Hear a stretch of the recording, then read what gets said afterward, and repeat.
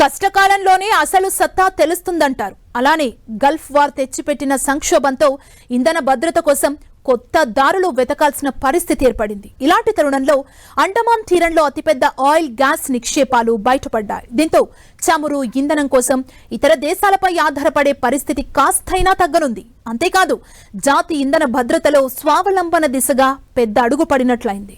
అండమాన్ లో గ్యాస్ నిల్వలు, శ్రీ విజయపురం బావుల్లో నిక్షేపాలు కనుగొన్న ఆయిల్ ఇండియా.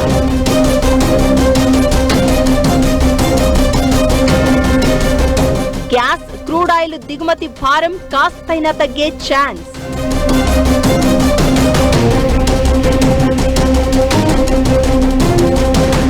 ప్రభుత్వ రంగ సంస్థ ఆయిల్ ఇండియా అండమాన్ సముద్రంలోని శ్రీ విజయపురం 3 బావిలో భారీ సహజ వాయువు నిక్షేపాలను కనుగొంది.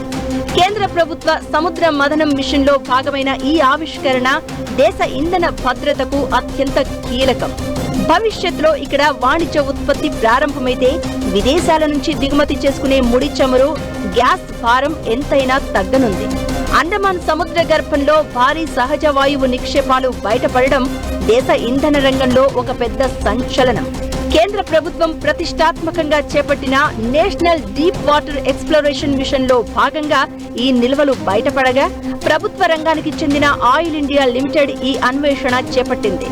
విదేశాల నుంచి కొనే చమురు, గ్యాస్ దిగుమతుల భారం తగ్గించుకోవడానికి మార్గం వెతుకుతున్న భారత్ కు ఈ తాజా ఆవిష్కరణ ఒక మేలి అడుగుగా చెప్పుకోవచ్చు.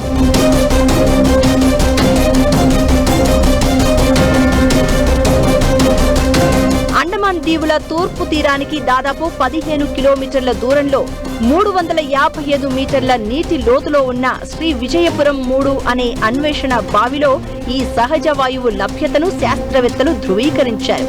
ఇయోసిన్ ఫార్మేషన్ లో 1900 మీటర్ల కంటే ఎక్కువ లోతులో జరిపిన పరీక్షల్లో నిరంతరాయంగా గ్యాస్ మంటలు రావడం వల్ల అక్కడ ఇంధన నిధులు ఉన్నట్లు స్పష్టమైంది. చమురు నిక్షేపాలకు ప్రపంచవ్యాప్తంగా పేరొందిన గుయానా దేశంతో అండమాన్ బేసిన్ ను కొందరు పోల్చుతున్నారు. ప్రాథమిక సర్వేల అంచనాల ప్రకారం ఈ బేసిన్ లో 307 నుండి 370 మిలియన్ మెట్రిక్ టన్నుల చమురుకు సమానమైన హైడ్రోకార్బన్ నిక్షేపాలు ఉండవచ్చు అంటున్నారు.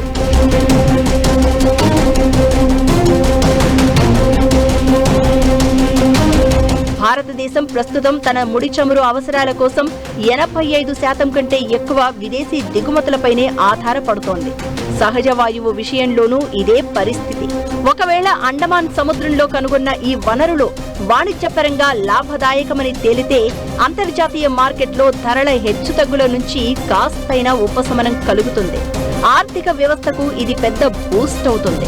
అయితే ఈ గ్యాస్ నిధి నేరుగా వినియోగదారుడి ఇళ్లకు లేదా పరిశ్రమలకు చేరడానికి చాలా సమయం పడుతుంది. ప్రస్తుతానికి ఆయిల్ ఇండియా సంస్థ అక్కడ లభించిన గ్యాస్ నాణ్యత, దాని స్వభావాన్ని తెలుసుకోవడానికి ఐసోటోప్ అధ్యయనాలు చేయాలి. ఆ తర్వాత వాణిజ్యపరంగా ఇక్కడ భారీ ఎత్తున ఉత్పత్తి ప్రారంభించాలంటే అంతర్జాతీయ డీప్ వాటర్ నిపుణుల భాగస్వామ్యం, మరిన్ని మౌలిక వసతులు అవసరమవుతాయి. సముద్ర గర్భంలో ప్రాజెక్టులు పూర్తి కావడానికి సాధారణంగానే ఏళ్ల సమయం పడుతుంది.